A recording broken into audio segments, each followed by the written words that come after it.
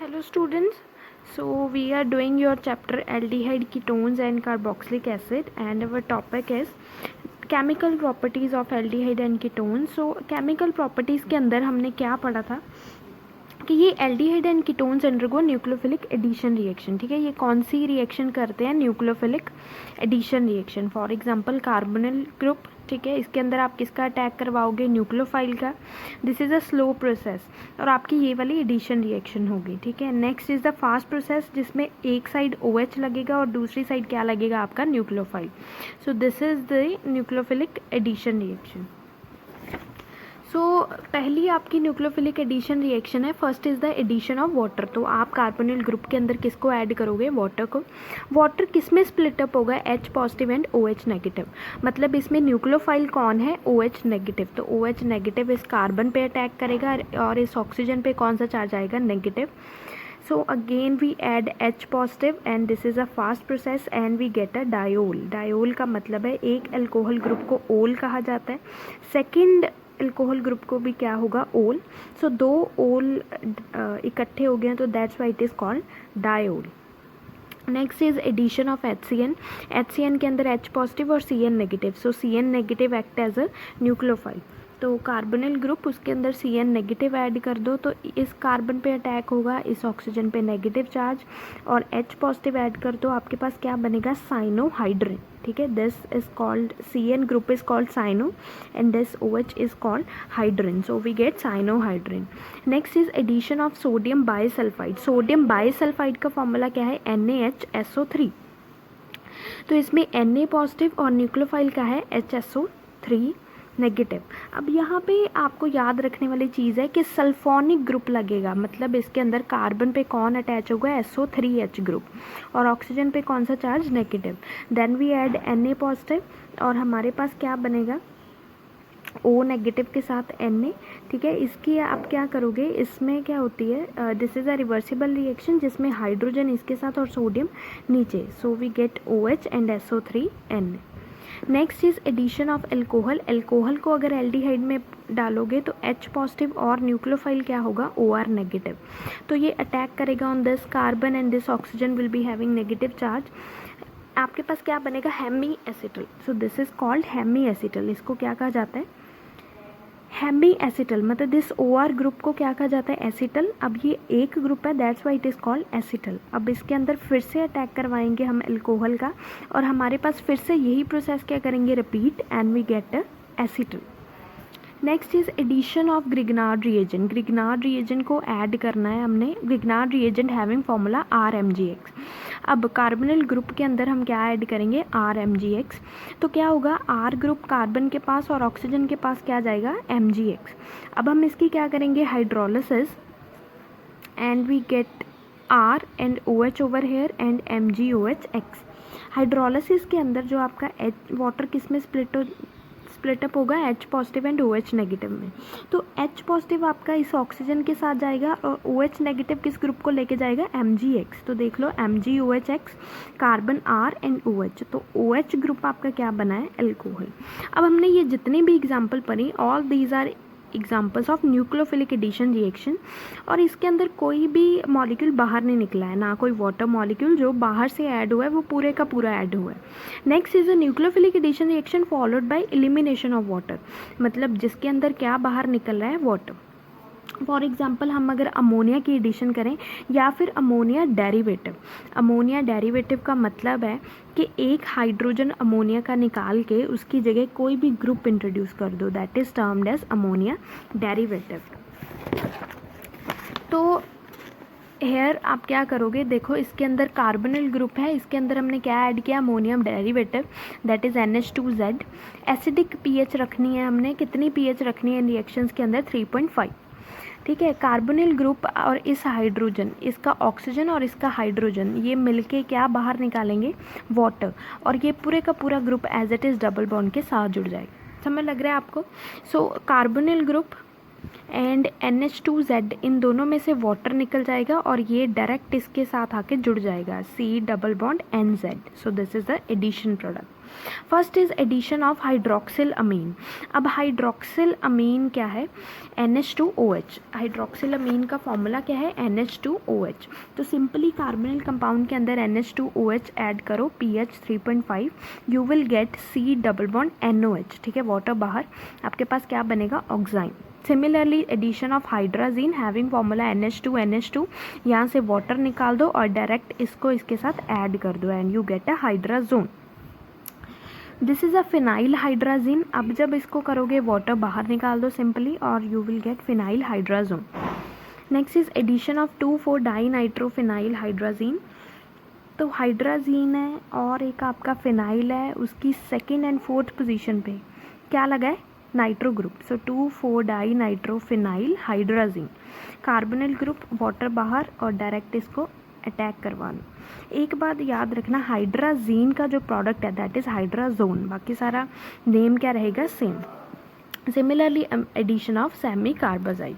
So next is Clemmensen reduction.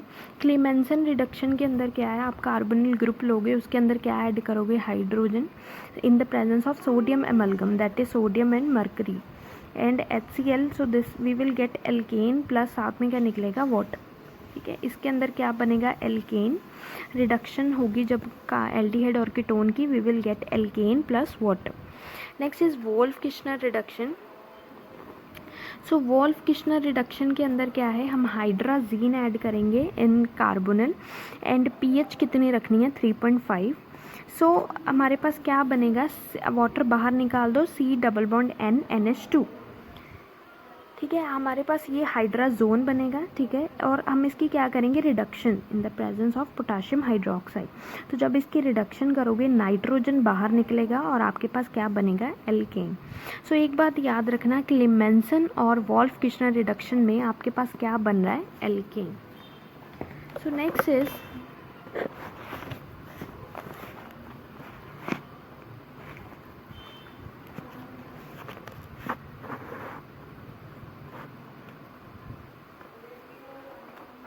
Next is MPV reduction, that is Meerwein Ponndorf Verley reaction. ठीक है, सी ketone, इसके अंदर आप क्या ऐड करोगे? Isopropyl alcohol, aluminium tert butoxide, और क्या यूज़ करोगे? Aluminium tertiary butoxide. You will get secondary alcohol. आप क्या बनेगा आपके पास? Secondary alcohol. और साथ में क्या आना है? साथ में आपके पास बनेगा एसीटोन. ठीक है, acetone having formula C double bond O. तो कीटोन के अंदर आपने isopropyl alcohol, that is secondary alcohol, वो ऐड करोगे in the presence of aluminium tert butoxide, you will get secondary alcohol और आपके पास क्या बनेगा? एसीटोन. वैसे ही जैसे हमने पढ़ी थी, डिस्प्लेसमेंट हो जाती है, ऑक्सीजन यहाँ पे और OH यहाँ पे. द न्यूक्लियोफिलिक एडिशन रिएक्शन, अब जो है आपकी nucleophilic addition reaction of aldehyde and ketones that occur in acidic medium. ठीक है, pH हमने कितनी रखी थी? अभी पढ़ के आए हैं, दैट इज़ 3.5. ऐसा क्यों है? If highly acidic pH is used, अगर हम ज़्यादा हाईली एसिडिक pH यूज़ करेंगे तो ये हमने जो अमोनिया डेरिवेटिव पीछे यूज़ किए हैं वो H पॉजिटिव के साथ मिलके क्या बना देंगे? Ammonium salt. ठीक है, अमोनियम सॉल्ट बन जाएगा and there will be no attack of nucleophile, और न्यूक्लियोफाइल अटैक नहीं कर पाएगा, इसलिए रिएक्शन क्या हो जाएगी? Stop. If basic pH is used, अगर हम बेसिक pH यूज़ करेंगे तब क्या होगा? तब आपका ये कार्बोनिल ग्रुप है, वैसे क्या होता है? कार्बोनिल ग्रुप की क्या हो रही है? प्रोटोनेशन. ठीक है, प्रोटोनेशन होती है तभी कार्बन पे कौन सा चार्ज आता है? पॉजिटिव.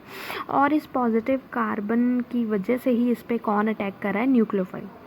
अब अगर हमने बेसिक pH यूज़ कर ली then there will be no H positive, कोई H पॉजिटिव नहीं होगा, तो उसकी वजह से इसकी प्रोटोनेशन नहीं होगी and no attack of nucleophile takes place. So that's why we need a pH of 3.4, not highly acidic, not basic. What are the factors which will affect activity of aldehyde and ketones in nucleophilic addition reaction? तो कौन कौन से factors हैं जो nucleophilic addition reaction को affect कर रहे हैं? First is inductive affect. हमने इंडक्टिव अफेक्ट पढ़ा है +1 के अंदर. ठीक है, इंडक्टिव अफेक्ट के अंदर अब क्या है? अगर ज़्यादा एल्काइल ग्रुप प्रेजेंट होंगे, if there are if there are more then मतलब 1 एल्काइल ग्रुप्स, ठीक है, एक से ज़्यादा एल्काइल ग्रुप हैं, then greater will be the plus I effect. हमें पता है कि alkyl group are electron releasing in nature, तो जितने ज़्यादा एल्काइल ग्रुप होंगे उतना ही ज़्यादा इसका क्या होगा, इलेक्ट्रॉन रिलीजिंग नेचर, तो उस पर न्यूक्लियोफाइल का अटैक नहीं हो पाएगा, बिकॉज कार्बन की जो पॉजिटिव चार्ज है दैट गेट स्टेबलाइज। तो उसको सही करने के लिए क्या होना चाहिए, there will be no alkyl group over here. So next is steric hindrance. तो जितना ज़्यादा साइज होगा ग्रुप्स का, greater will be the steric hindrance, so lesser will be the stability of protonated intermediate, so hence lesser will be the reactivity. तो जितना ज़्यादा size होगा उतनी ही ज़्यादा स्टेरिक हिंड्रेंस होगी and lower will be the reactivity. So next is the oxidation of aldehydes and ketones. तो aldehyde और कीटोन्स की ऑक्सीडेशन होने पे हमें क्या मिलता है, कार्बोक्सिलिक एसिड, ठीक है, simple. Aldehyde and ketones on oxidation produces carboxylic acid and this oxidation occurs according to the Popoff's rule. ये जो ऑक्सीडेशन है ये किसके अकॉर्डिंग होती है, according to the Popoff's rule. अब ये रूल क्या कहता है, सपोज़ हमारे पास ये कोई भी आपका कीटोनिक ग्रुप है, ठीक है, अब इसकी ऑक्सीडेशन हो रही है, ऑक्सीडेशन होगी तो ये स्प्लिट करेगा आइदर फ्रॉम दिस साइड और फ्रॉम दिस साइड। अब पॉपॉफ्स रूल क्या कहता है, कार्बोनिल ग्रुप उसी के साथ रहेगा जो छोटा है, मतलब इस साइड क्या है, एक कार्बन, इस साइड कितने कार्बन है, 3, तो कार्बोनिल ग्रुप किसके साथ जाएगा, इसके साथ, ठीक है, that will be having smaller alkyl group, ठीक है। तो ये आपका क्या बनेगा, CH3COOH और CH3CH2COOH, मतलब है इसका क्लीवेज यहाँ से होगी, ठीक है। So this will be the major product. And अगर आप यहाँ से ऑक्सीडेशन कर दो तो ये कार्बोक्सिलिक ग्रुप और 4 वाला carboxylic group, that will be the minor product. So according to this rule, during oxidation of ketone, the carbonyl group remains with smaller alkyl group. Next is oxidation of aldehyde and ketones. तो aldehyde और ketones की oxidation कैसे होती है, first is oxidation with Tollens reagent. तो Tollens reagent क्या है, mixture of silver nitrate and ammonium hydroxide, this is called Tollens reagent, silver nitrate plus ammonium hydroxide. इसका नाम वैसे हम टॉलेंस रिएजेंट का नेम क्या है, अमोनिकल सिल्वर नाइट्रेट। जब ये दोनों मिक्स करते हैं then we get ammoniacal silver nitrate. So aldehydes plus Tollens reagent on oxidation क्या मिलता है, कार्बोक्सिलिक एसिड प्लस साथ में क्या निकलता है, सिल्वर मिरर, मतलब टेस्ट ट्यूब के अराउंड कैसा दिखाई देने लग पड़ता है, सिल्वर जैसी शाइनिंग आ जाती है। Both aliphatic and aromatic react with Tollens reagent. These are oxidized to carboxylic acid while Tollens reagent undergo reduction to produce silver mirror. तो एलिफेटिक और एरोमेटिक जो आपके एल्डिहाइड्स हैं ये टॉलेंस रिएजेंट के साथ रिएक्ट करते हैं, both aliphatic as well as aromatic. Aliphatic का मतलब है which do not contain benzene ring, aromatic का मतलब है जिसके अंदर क्या हो, benzene ring. Next is oxidation with Fehling solution. अब फैलिंग सोल्यूशन दो हैं, Fehling solution A and Fehling solution B. So Fehling solution A is simply copper sulphate solution and Fehling solution B is the sodium potassium tartrate, ठीक है, sodium potassium tartrate is the Fehling solution B, also called Rochelle salt. This solution react with aliphatic aldehydes only. तो ये जो है किसके साथ react करता है, ओनली एलिफेटिक एल्डिहाइड, और आपके पास क्या बनता है, कॉपर ऑक्साइड के रेड पीपीटी। तो एरोमेटिक के साथ रिएक्ट नहीं करता। तो अगर आपको आ जाए distinguish between aliphatic and aromatic aldehyde, then आप क्या कौन सा टेस्ट लिख सकते हो, Fehling solution test. Next is oxidation with Benedict solution. तो बेनेडिक्ट सोल्यूशन आपका क्या है, copper sulphate plus sodium citrate, this both mixture gives Benedict solution. This solution reacts only with aliphatic. Similarly, जैसे आपका फैलिंग solution है उसी तरह Benedict solution only react with aliphatic aldehydes. So next is a distinguish between aldehydes and ketones.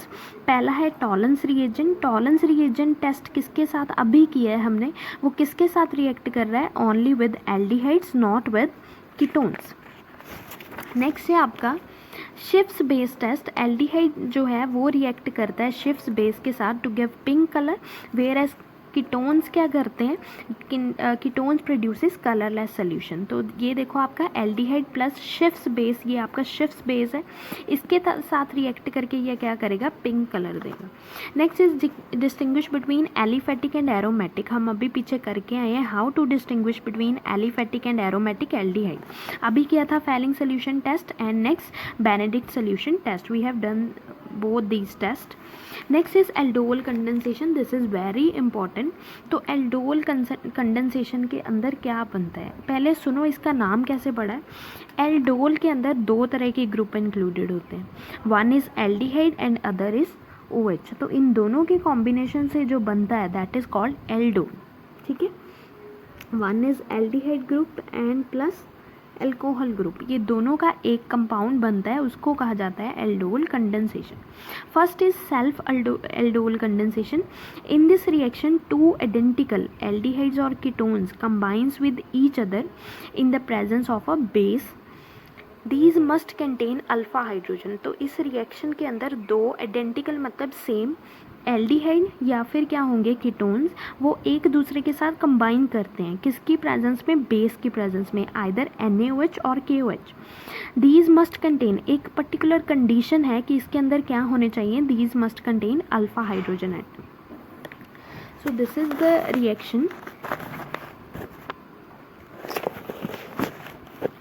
तो ये आपकी reaction है। तो ये हमने क्या लिया है, टू एल्डिहाइड, सिमिलर एक ही मॉलिक्यूल्स हैं दोनों एल्डिहाइड के। ठीक है, हमने एसिटाल्डिहाइड लिया है having formula CH3C double bond OH, यहाँ पे भी CH3C डबल बॉन्ड OH, बस उसको खोल के लिखा है इन the presence of a base. अब क्या होगा, ऐसे क्यों लिखा है, तो ये जो है ये CH2 इस कार्बन के साथ जोड़ दो आप और इस H को क्या करोगे ऊपर। ठीक है, सो क्या बनेगा CH3COH और यहाँ पे क्या लगेगा CH2C डबल बॉन्ड OH। तो अब देखो यहाँ पे एक अल्कोहल ग्रुप है और साथ में कौन सा ग्रुप है, aldehyde. So that's why it is called aldol condensation. अब ये कौन सा मॉलिक्यूल है, दिस इज़ द कीटोन, ये कीटोन के दो मॉलिक्यूल हैं।